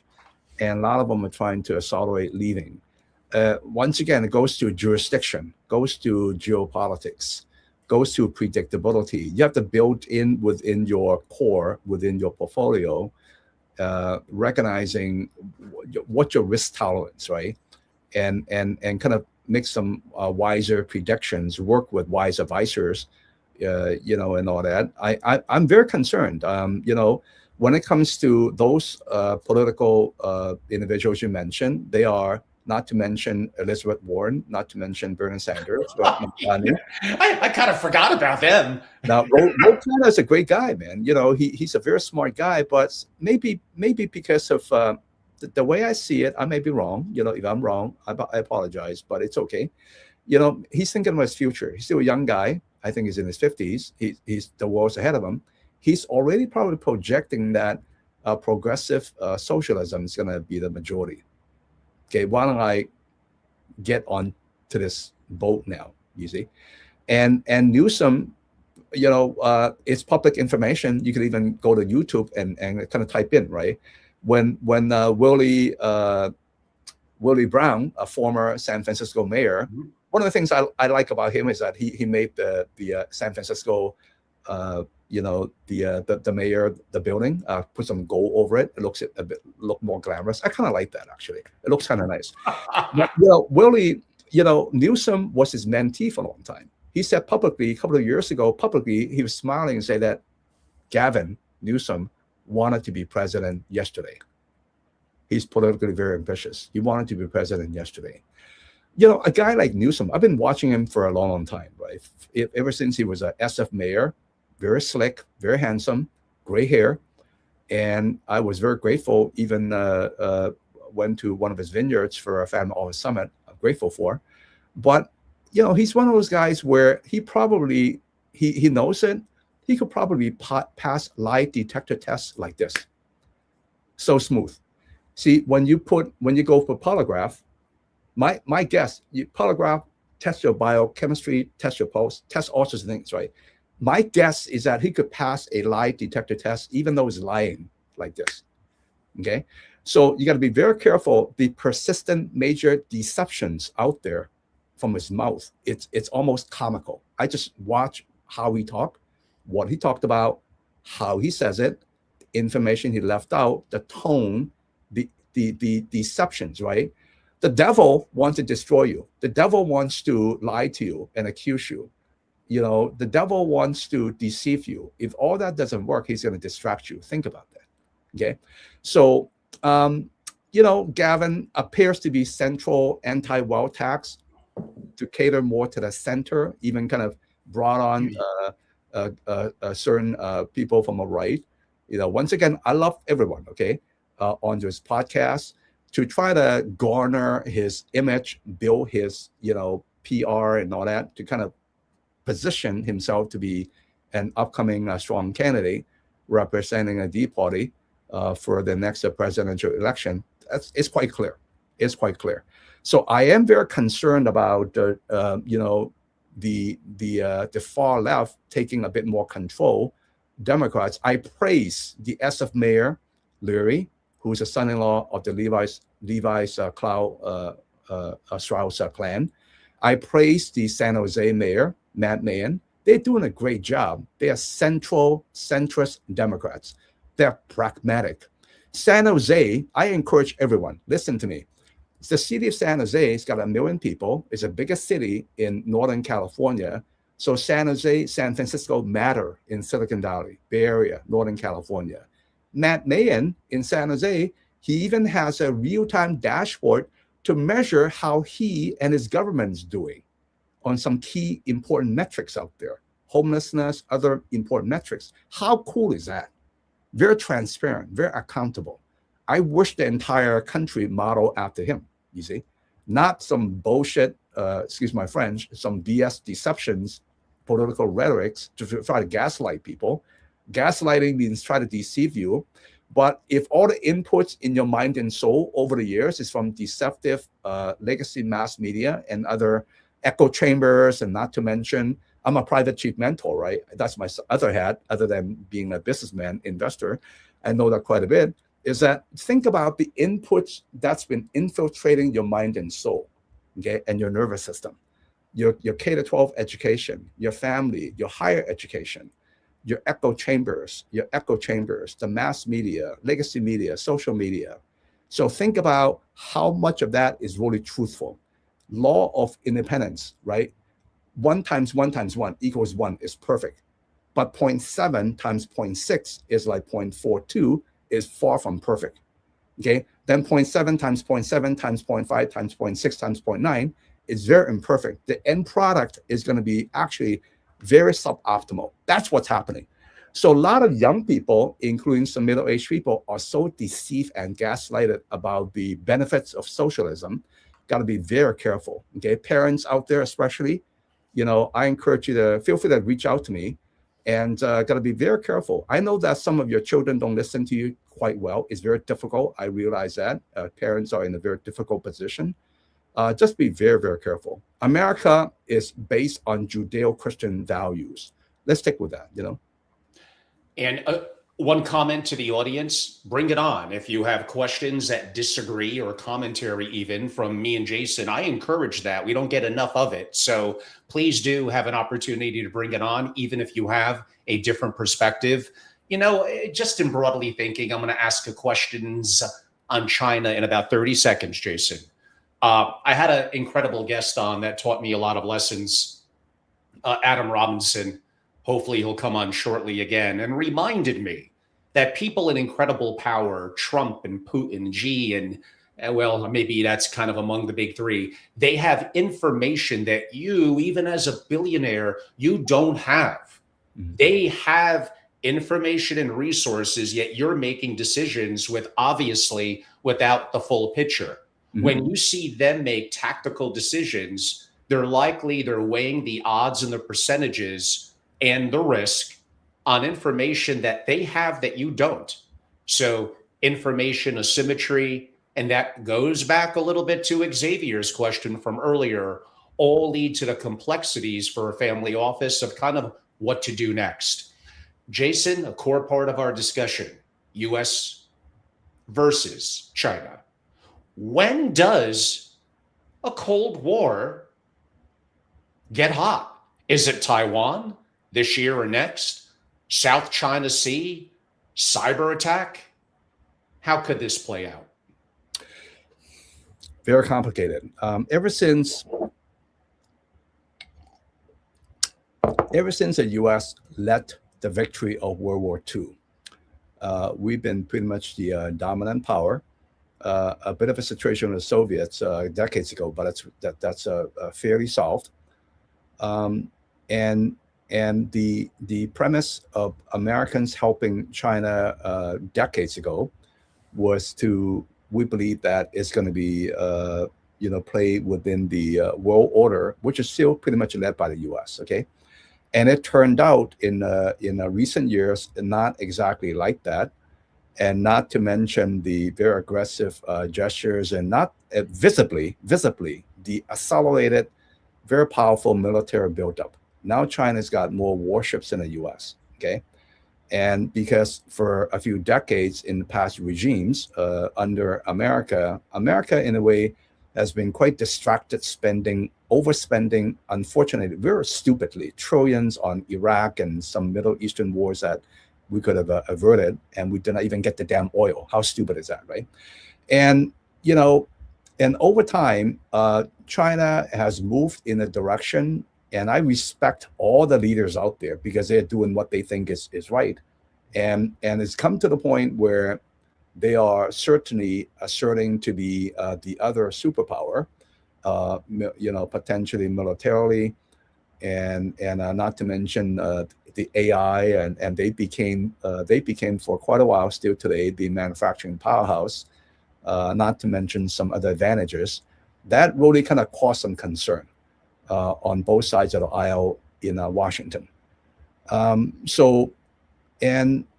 it's about, kind of, I think there was a term, I think one of the guys in Davos mentioned, kind of like that, tariffs, Taiwan, and something else, right? And, when it comes to Taiwan, we could, there's so many subsets interconnected to China we could talk about. When it comes to Taiwan, absolutely, it's a hotbed for China. And it is a multi-regime situation since Taiwan sort of, kind of the former leaders defected or kind of built out Taiwan. But like I mentioned last hour, it's a face factor. It's a pride, right? National pride face. And especially with such a strong authoritarian leader in President Xi, Chairman Xi. And, it is a national pride thing, not to mention the economic and military and other implications. Absolutely, both sides are building the capability to go to war. Are they preparing to go at war? I will not. I cannot say that. Okay, they are preparing the capability to go to war, and it is literally space, air, sea, land, cyber. Both sides are very sophisticated in all the above. And one thing about China, Taiwan is a flashpoint. Now, if a hot war actually does happen in the short, medium, or longer term, the chances are it's going to be very devastating for China. Not to mention Taiwan, a bit on the peripheral countries that would be allied with Taiwan. Do you think that the coastal provinces in China, the people, civilians, are not going to get affected? That's not going to happen. The Taiwan Strait is actually not that far apart. It's a very difficult thing. The multi-layered facets of war planning, when you look at the build-up acceleration of what the under Secretary of War, no longer Secretary of Defense, right? Because war equals offense and defense. You could be the best defensive player in the NBA team, but you're not going to win the championship because you have to have great offense in order to win, correct? You have to do both. The acceleration of the buildup of U.S. territorial assets in Philippines, in Japan, implicitly, explicitly within Taiwan, although not too overtly having warships there, that's happening. So it's a preparation, not to mention what we're doing in homeland in the U.S. and also in space, right? There's certain acceleration of some subsystems that's happening.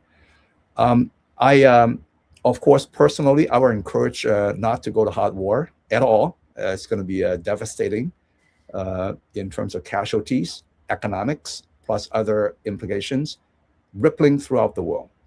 One can never say, who the hell knows? One can never say, is it going to happen? Is it not going to happen? When? No one knows, So I mean, the odds of China invading Taiwan this year, I'm assuming it's greater than 1%. It may not be 50%, but it may not be inconsequential.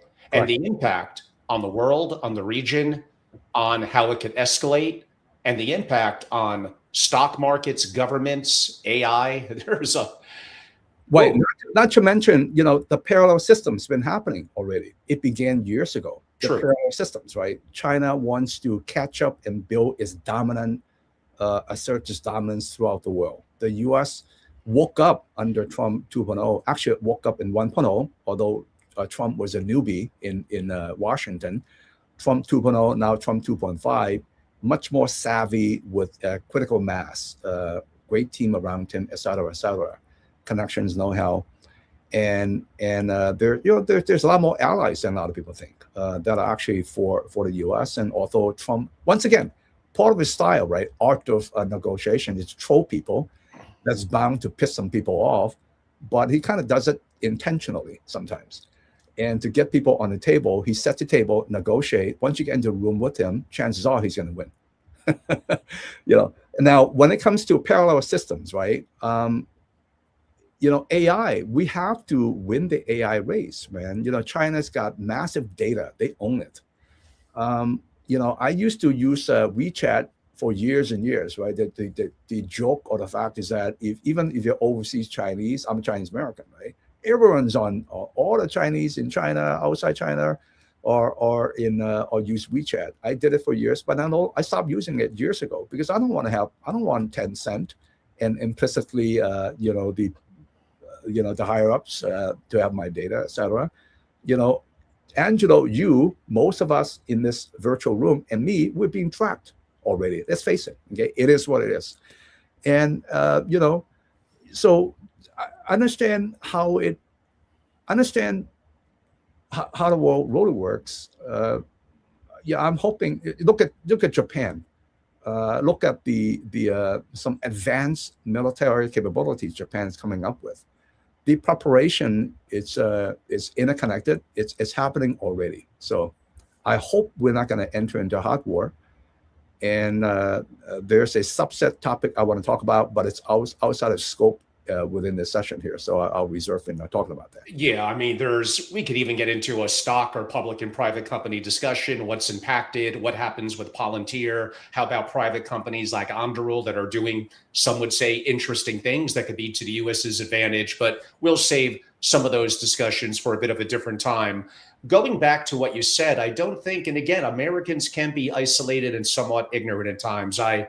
I do have to admit that China's shipbuilding production compared to ours has been 200 to 1. Mhm. They produce more drones in one day that we produce in the whole year. Right. Trump is right to talk about that and note that we need to greatly enhance that, not in the future, but now. China has hypersonics, AI warfare, satellite killers. Like it's a very dangerous world. Now, Right.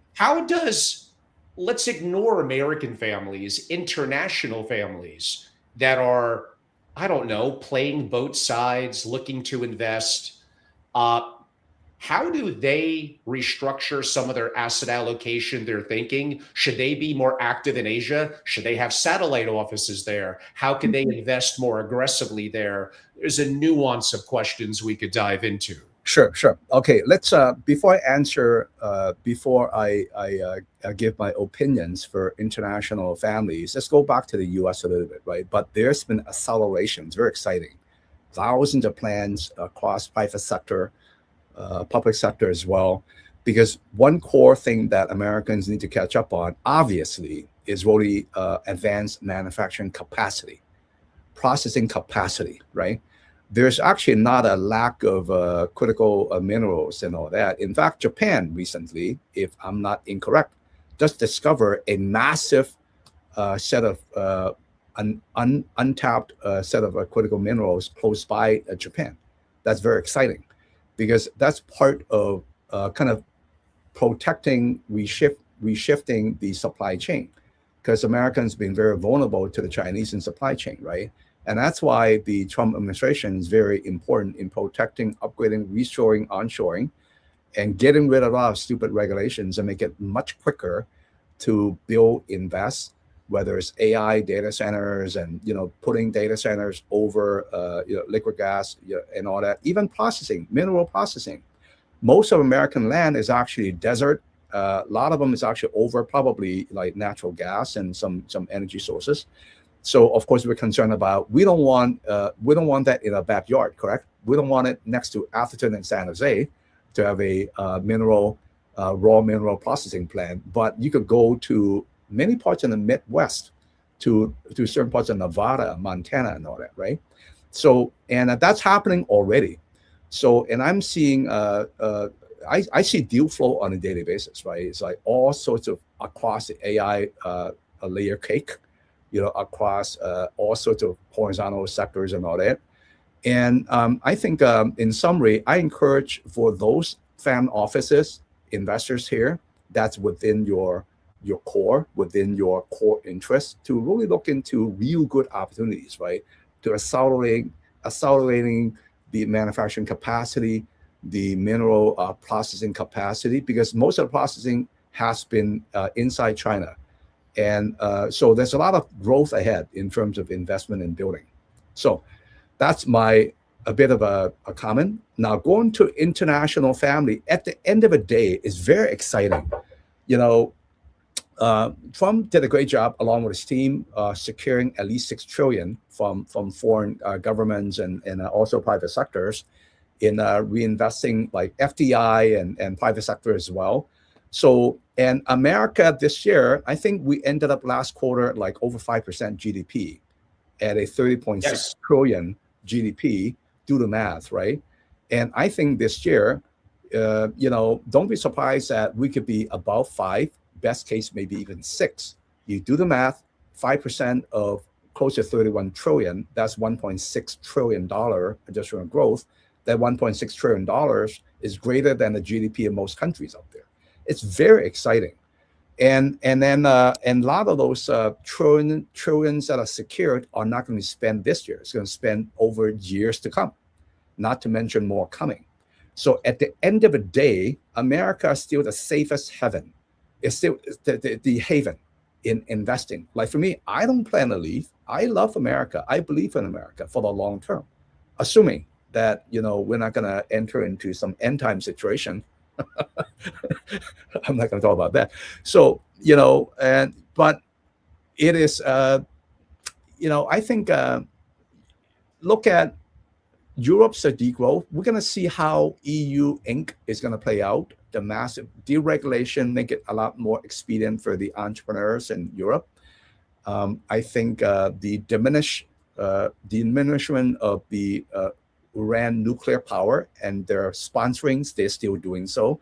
Hezbollah, Hamas and the Houthis and the global sponsorships of terrorism, it's still happening, but it's a bit diminished. Then I'm a bit more comfortable about, it's very exciting watching Saudi Arabia. They're growing, their aggressiveness, building economically in the country, around the world. It's very exciting to watch it. I'm very glad that the U.S. actually has a very good relationship with Saudis, with Qatar. Qatar is very smart. They play all sides. Right? They got China all sides, and then over here in this hotel, here's what's happening, and then a mile later you have CIA operations at U.S. generals. Over here you got Chinese, so they play all sides. They're very smart. They do quite well. They also share much of their natural gas with Iran in the sea, right? UAE is very, very exciting. I'm hoping that Yemen and Somalia, which sits in the mouth of entering into the sea that cuts across the canal into Europe through Egypt. I hope that we're gonna contain that a bit more. It's about security. It's about minimizing the probability of issues in the future. You see, and that's what we want, right? Business people, investors, parents. We want to lower the probability of your children of your daughters getting raped by some crazy illegal immigrants. Over 10 million, 20 million a minute. A good fraction of them are truly bad guys. Do you want that? Gangsters, prisoners, mentally ill. Trump is not kidding you. He's correct. He might be incorrect in a few things. He might tell some white lies. So for example, when he said that Chinese do not use windmill, no, that China windmill, it's a small fraction of the actual energy generation for the grid and for other things. But looking at the big picture, I would say, bet on the U.S. I think we are growing, man. I mean, we are suffering from 38 trillion in debt. It's a big issue. We're paying poaching 2 trillion on interest, which is stupid. We have to grow our way out of that. There's no other way. We have to grow our way out of that. Innovation, real growth, GDP, stuff more money in people's pockets, growing entrepreneurial, victor mindset, not victimhood mindset, pro growth, deregulation, make it easier to do business, make it safer for us, keep innovating, strong military, and I have more certainty for my kids' future, you see, and not to get so gaslighted by all the deceptions out there. So much to discuss. We probably have 15, 20 more minutes. Some comments came in.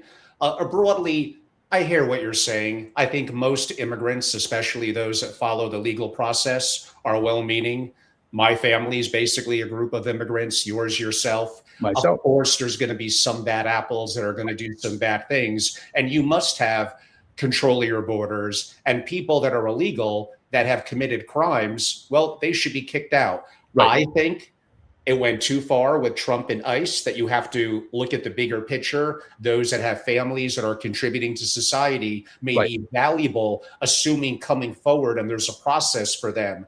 Again, a small percentage, some words that you used, are going to be bad apples, and those need to be identified, and having a process for that is very important. Others have commented, Angelo, don't forget, Spain has incredible capital controls, limitations on bank withdrawals. The Netherlands is set to potentially tax unrealized capital gains. A comment that came in, I didn't research it, but these are conversations that are happening. US does have some tremendous advantages. We don't report to the CRS. It is a tax haven for international people. I could maybe use a stronger word. Oceans on both sides, powerful military, rule of law. We are, for now and for the foreseeable future, the world settles in dollars. That's very, very important. We have Wall Street, the world of finance, the stock market, VC, incredible farmland, energy resiliency, incredible natural resources. There are, by luck of our land, and here we are, and the culture of our people, at least how it used to be, coming in and unifying morality and culture of independence, of wanting freedom and believing in personal property rights, gave America tremendous advantages. And we may be giving some of them away. There's grave challenges, as I noted, and this is why we can't be silent. We must have conversations and be able to hopefully have a positive influence on younger people coming up, those illegally coming here to the country, which we would encourage if it's legal and within the process, and the opportunity to have value, to create something. Right. There are a couple of parts here, right? One thing it's about immigration, Spain and some of the countries out there, et cetera, and wealth protection and the and the rights and some of that. It drives me nuts whenever I see deceptive news headlines about anti-immigration. That's far from the truth.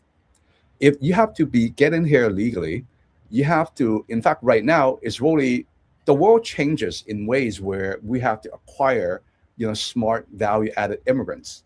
Okay, that got in line because like, why would we want to pay tens of billions or over 100 billion nationally for a whole bunch of illegal immigrants that don't add value? Now, my heart goes to the ones that actually add value. Frankly speaking, I think some of our farmers, we need them. Take care of them. But got to get rid of the bad guys, okay? That's what's happening. Now, when you look at, one of the things the news does not report is all the good news, right? All these tens of thousands and et cetera arrests that are good things. They don't report that. They report on some snippets, on some roughing up some illegal immigrants. And now ICE does make some mistakes. I hate it. If some ICE agents did something real bad that's illegal, confiscate them, put their asses into jail. That should not be done, right? But don't be deceived that that's actually the mass majority of what's happening. That's not true. It's deceptive, right? Now, when it comes to I'm an immigrant, a whole bunch of Silicon Valley, we're built quite a bit by immigrants, right? Even the current startups and investors are immigrants. Even the vast majority of Sequoia Capital's managing partners have been immigrants. Okay, Elon Musk, everyone's a lot of immigrants. We depend on good immigrants. And when it comes to Spain, one thing I noticed when President Xi went to Europe recently, of course he visited, a couple of major countries and met with some EU and all that. And Spain was one of the very few that welcomed him. And when you look at the parade by President Xi, you got Putin next to him, you got the North American President Kim next to him. Those are the two guys by him. And when you go to Spain, Spain is the only major NATO country that did not comply to, you have to pony up 5% and not to freeload on NATO's budget, right? So to kind of watch what's going on within the government's belief system, what's important to them. Is it a geopolitical risk worth taking? Is it, Spain's a great country to travel to. That's why watch the potential upcoming elections of sustainability and build for adaptability and speed, and not to park yourself in jurisdictions along with the different shifting powers and all that. That's going to get you into some deep kimchi, Singapore is exciting. I'm not going to name particular countries and all that, but I pay quite a bit of attention. Of course. And I hear what you're saying. I think it becomes hard, only let in people that have resources, intelligence, and provide value. We have lots of services, blue collar work that in this country, a lot of Americans don't want to do. We could have a better system for importing or accepting immigrants. You as a person under God's eyes are not totally judged by your IQ. IQ is important to make proper decisions, to make money and resources, but your ability to be a good citizen, your ability to love, your ability to add value, there's other skill sets that are very, very much needed.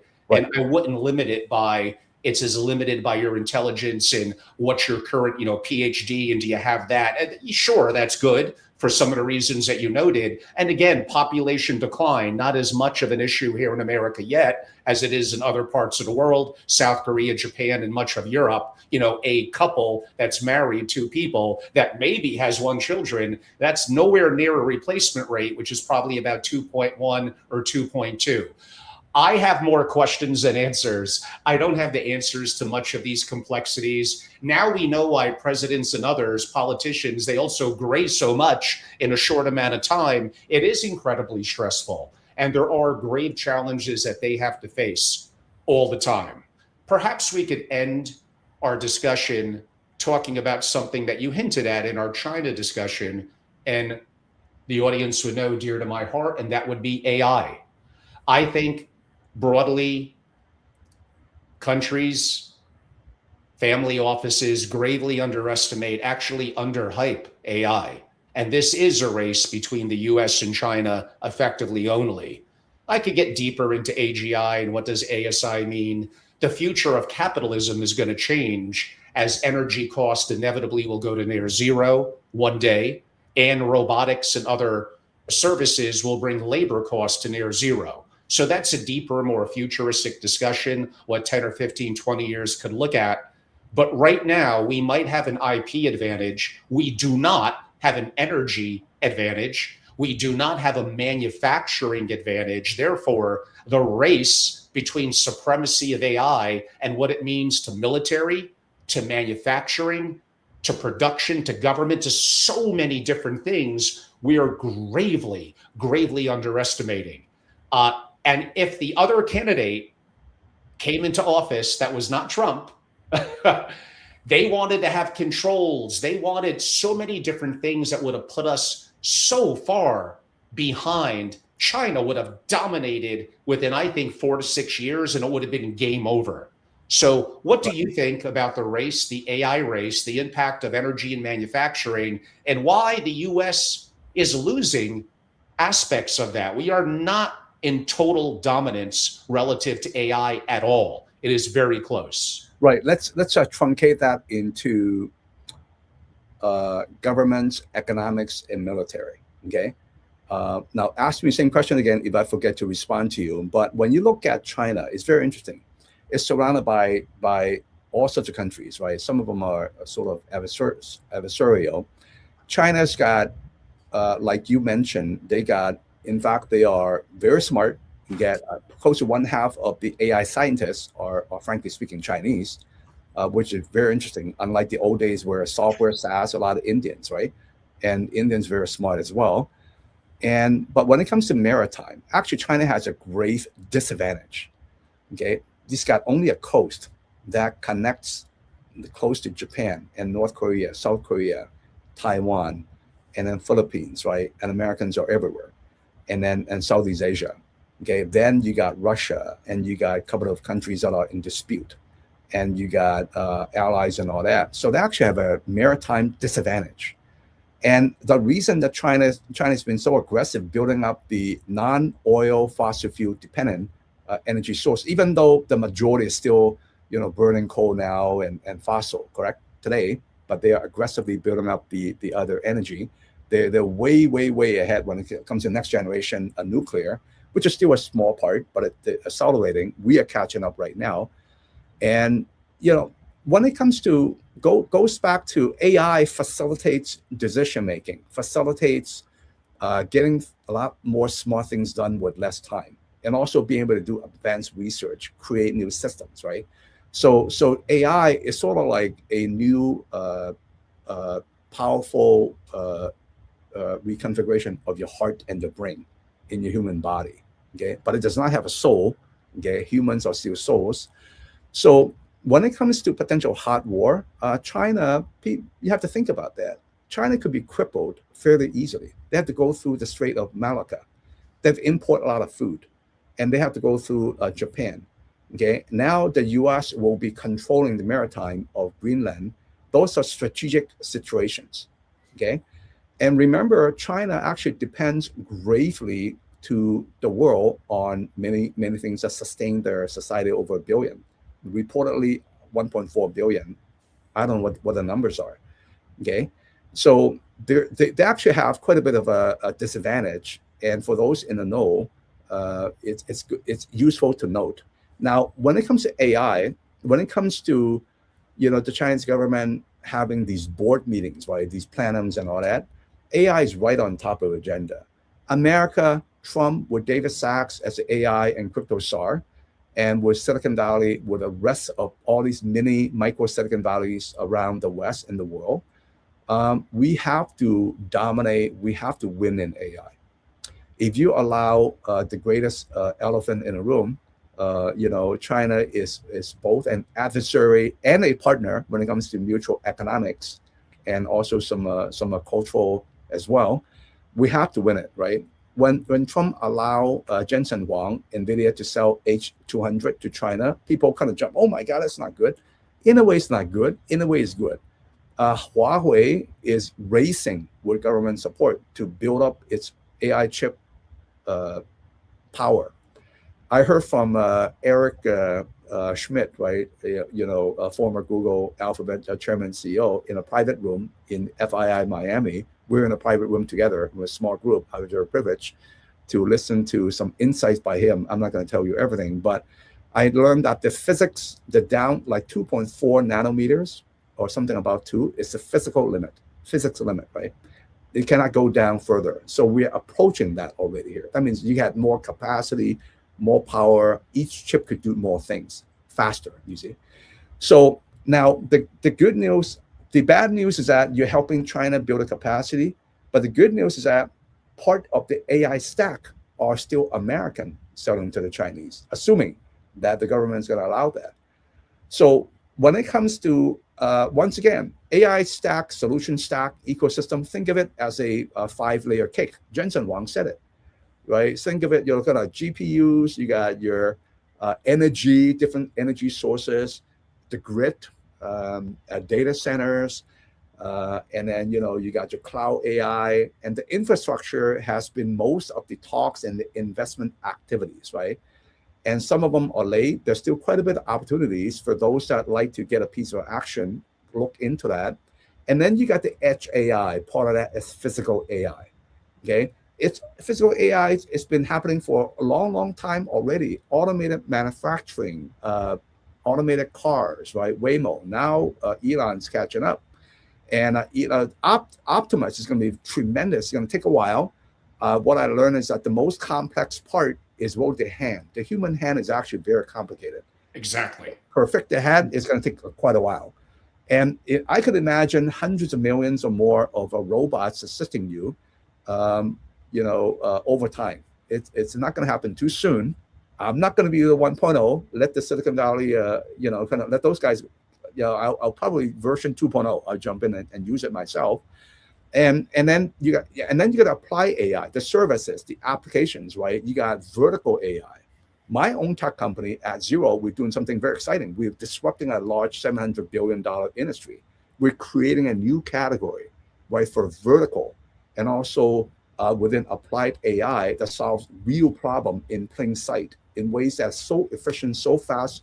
It's going to be, vast. Those are things happening over here. Those are opportunities, you see.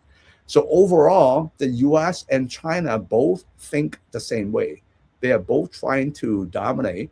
When you ship AI stack, if this country, a small African country, is all bought in, completely fully installed with Chinese AI stack, we're out.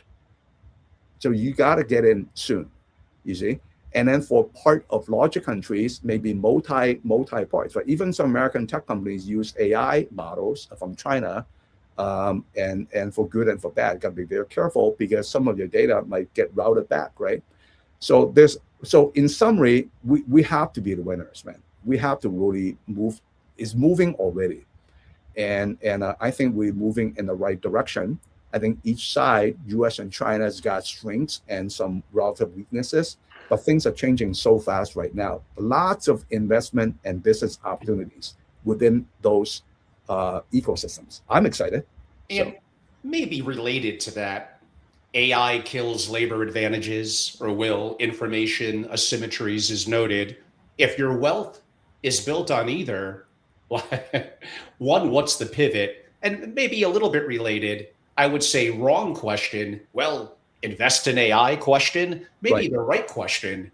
How to use AI to defend existing wealth from inevitable destruction. And it's going to be horizontal in everything. And Right. even how we look at stocks and invest, you have to ask about these companies. If AI is 10x a year from now, what it is now, what's going to be the impact on that company, that sector? How are they going to pivot? And are you in a losing investment? These are not easy answers to complex questions. Let me be blunt. A friend of mine, Jack Hidary, he used to be a head of from Google X. In fact, he coached my older daughter, Sabrina, into her 8th year as a senior software engineer, team leader at Google. Right, my younger daughter is also in tech, in Stripe, Lydia, and Sabrina go, oh my God, AI is so hard. Right, that's a couple of years ago. Now Jack is running his new company called Sandbox AG. He's smart as hell, smart as hell, for sure. And ask me the question again, Angelo. Ask me the question again.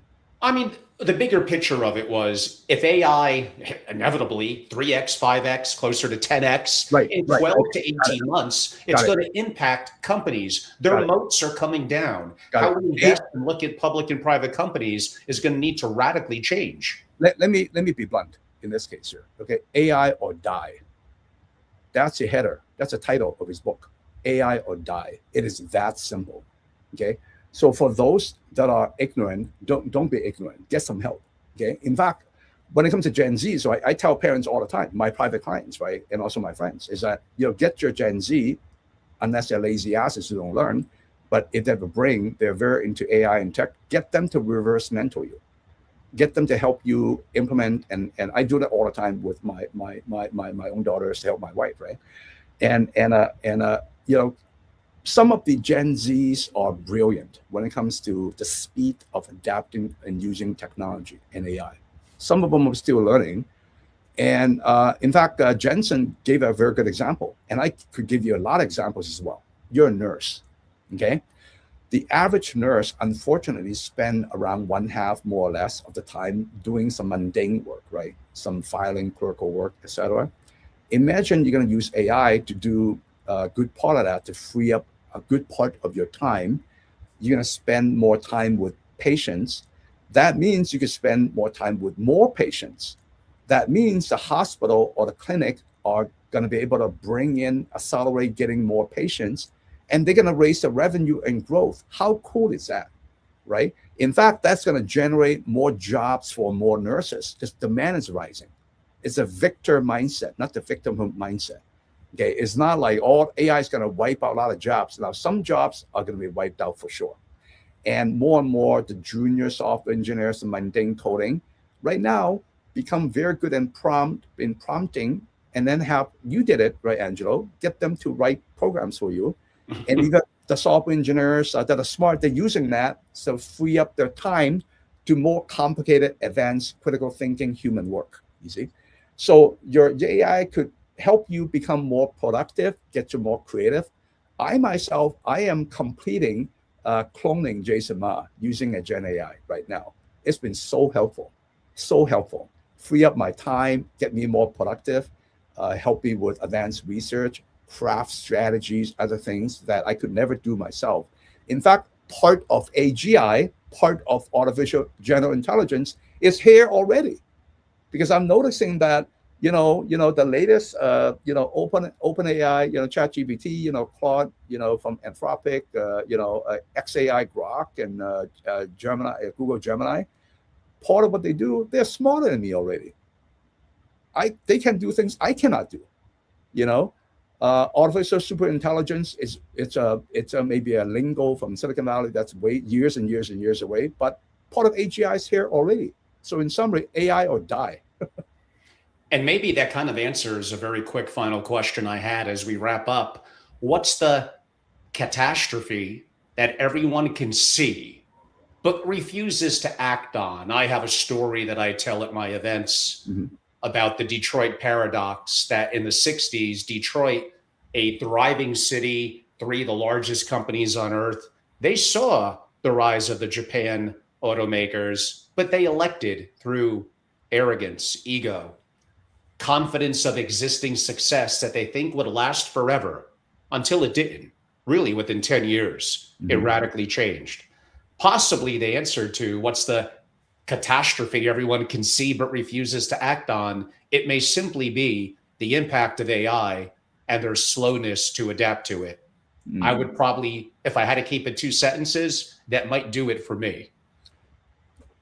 My greatest concern, and I believe, if I did not hear incorrectly from Eric Schmidt a couple of months ago, last year, my greatest concern is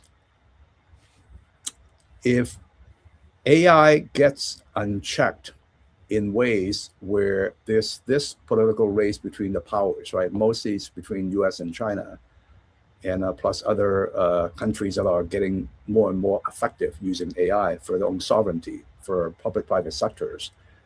If the military part gets too hyper competitive, it's I don't have an answer. We don't have an answer on when and how that might get out of control. Because if we get into a nuclear Holocaust situation, all bets are off. Okay, that's a part where so we'll see about that. So. Oh, so much, Jason. A little over 2 hours, 20 questions on the cutting room floor. But I did want to keep it a little more concise than the last time. We will not wait 18 months to have Jason back. There's so much going on in the world and so much to see where we were right, where we were wrong, even looking 6 to 9 months from now. Jason, for those that would like to learn more about you, 3EQ, tell us a little bit about what you do and how people could learn more and reach out. My headline in my family business, 3EQ, spell it out, THREE, EQ.com, is simply preparing next-gen leaders and strengthening legacies, right, in families and businesses, in enterprises and CEOs and leaders. And I guess my 2 hats, to keep it simple, is being a chief mentor to next gens, to individuals, to senior leaders, and to families, and being a bit of a global rainmaker, major deal maker, and a strategic advisor to enterprises and single family offices. I just happen to get invited to speak quite a bit across all sorts of family office summits. Opal Group I love, in fact, Camden Wealth and IPI, the CEO and I hit it off real well. Suddenly invited me to speak. I'm very, very picky. You'll find me and see me in all sorts of, selected. I'm very selective. I say no a lot. These family office summits as a speaker, they typically kind of put me into the opening panel or opening fireside to light up the room and set the stage, set the table, kind of. And sometimes I become the forum chair for the entire show to light up the room, right? To inspire people, keep things on time, etc. So speaking is a bit of a sideshow. Just go to 3EQ, threeq.com. There's a lot of complimentary writings and videos and quite a bit of thought leadership. And if I can help you, feel free to reach out. So. You're the best, Jason. I greatly appreciate you. Everyone, I'm Angelo Robles. Subscribe on @FamilyOffice and Family Office TV on YouTube. I'm very active on LinkedIn, somewhat active on X. Going to be trying some new streaming platforms just to be a little bit younger and dynamic, reaching a younger audience this year. Very soon. I look forward to that. I have a private intelligence and strategy community for family offices, SFO continuity. I got some incredible global families. I'm very lucky. And I love everything around, especially the single family office community, and like to think deeper about geopolitics, macroeconomics, investing, AI, infrastructure, architecture of family offices than I think that most do. That's my bailiwick. That's my love and passion. Go to angelorobles.com and simply learn more and consider membership. I greatly appreciate Jason. It's not always easy in the family office world to find guests that talk about sensitive topics and areas even around Davos and broadly geopolitics. I would love to have more on, and I would love to have more on from a different perspective. I think that would be wonderful. If you have suggestions, feel free to reach out to me, make an email intro, a connection, whatever you want to do. I do remain open-minded. I appreciate Jason, his wonderful insights, and I look forward to the next time. Those of you that are in Miami, a reminder, I'll be at Uncorrelated leading their family office day this upcoming Monday, January 26th. And my marquee program for my members over 4 days is March 16th through the 19th in Palm Beach. Thank you all so much. Again, a special thank you to Jason. Appreciate all of you in the comments and that have watched or listened or will watch it or listen in a recording. You're all great. Safe travels. Be careful during this massive storm that we're having over much of the US in the coming days. Thank you so much. And again, Jason, one last thank you. I appreciate your time. Thank you so much. It was a blast. Thank you, Angelo. Thank you.